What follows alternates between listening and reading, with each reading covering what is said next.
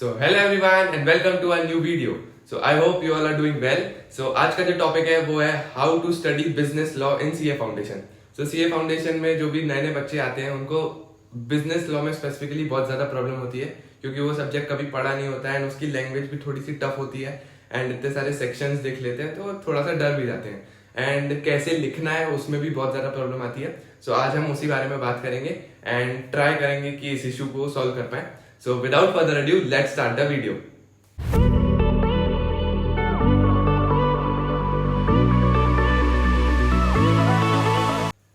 So जब मैंने CA foundation start किया था और बिजनेस लॉ स्टार्ट किया था तो मेरे साथ ये होता था।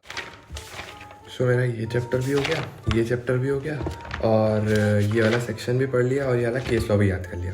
सो अब मेरे को लगता है लॉ में दिक्कत नहीं होगी, तो एक काम करता हूँ, मैं बुक का एक क्वेश्चन उठाता हूँ और लिखने की प्रैक्टिस करता हूँ।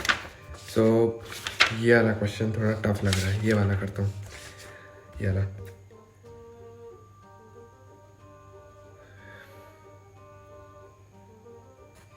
ये कौन से सेक्शन का क्वेश्चन है? अभी तो पढ़ा था।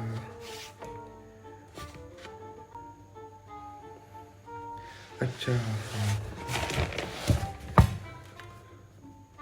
स्टार्ट कैसे करूँ पर एज पर लॉ सेक्शन कौन सा था? सो आपने देखा कि सब पढ़ने के बाद भी और याद करने के बाद भी आंसर लिखे कैसे और याद नहीं आता है उस टाइम पे, मतलब उस मोमेंट पे जब पेपर लिख रहे होते हैं तो याद नहीं आता कि हम लोग क्या पढ़ा था क्या था। तो इसको कैसे इम्प्रूव किया मैंने एंड आप कैसे इम्प्रूव कर सकते हैं।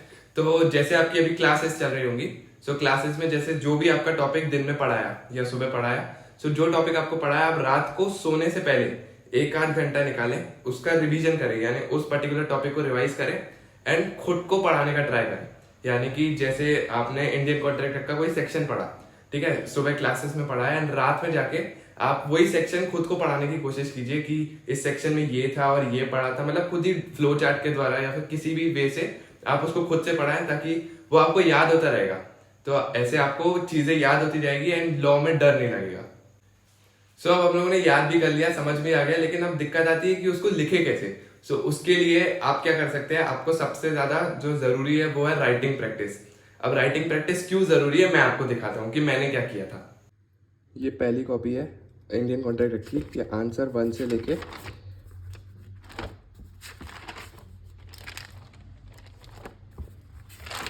पूरे आंसर 65 तक इस कॉपी में लिखे थे एंड साथ में जो भी कंपनीज एक्ट है एंड जो भी सोगा है उस एक्ट के सारे क्वेश्चन इसमें 25 क्वेश्चन इसमें लिखे थे, यानी टोटल मैंने 90 क्वेश्चंस राइटिंग प्रैक्टिस की थी, जब जाके सीए फाउंडेशन में अच्छे मार्क्स आए थे। सो आपने देखा राइटिंग प्रैक्टिस क्यों जरूरी है, इतने सारे आंसर्स लिखना, उसकी लैंग्वेज तब जाके समझ में आती है। सो ये हो गया आंसर्स की बात। अब आप पूछेंगे कि क्वेश्चन कहाँ से मिलेंगे, मतलब इतने सारे। सो आप मॉड्यूल रेफर कर सकते हैं, PYQs, RTPs, MTPs, और जैसे जैसे अभी आपका एग्जाम्स पास आते जाएंगे मैं खुद एक क्वेश्चन बैंक दे दूंगा जिससे आप क्वेश्चन सॉल्व कर पाएंगे एंड कुछ बुक भी रेफर कर दूंगा जो आप खरीद सकते हैं क्वेश्चंस के लिए।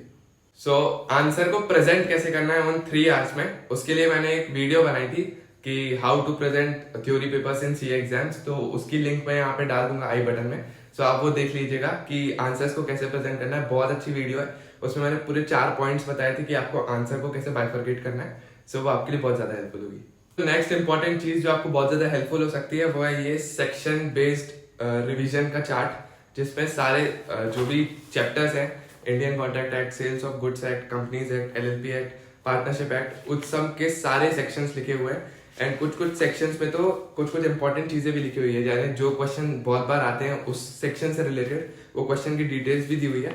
सो ये इसका PDF मैं डिस्क्रिप्शन में डाल दूंगा एंड इसका आप सबसे ज्यादा यूटिलाइजेशन कैसे कर सकते हैं, जैसे आपका सिलेबस कंप्लीट हो गया एंड आपको समझ में नहीं आ रहा है मैं क्या रिवाइज करूं कैसे करूं।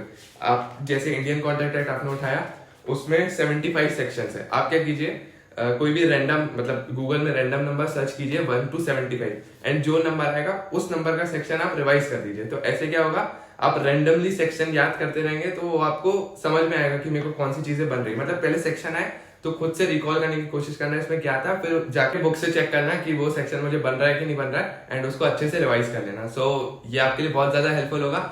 एंड यहीं पे वीडियो एंड करते हैं। अगर आपको वीडियो पसंद आई है तो प्लीज लाइक कीजिए, सब्सक्राइब कीजिए, शेयर कीजिए, एंड ढेर सारे कमेंट कीजिए कि आपको और किस टॉपिक पे वीडियो चाहिए। And thanks for watching.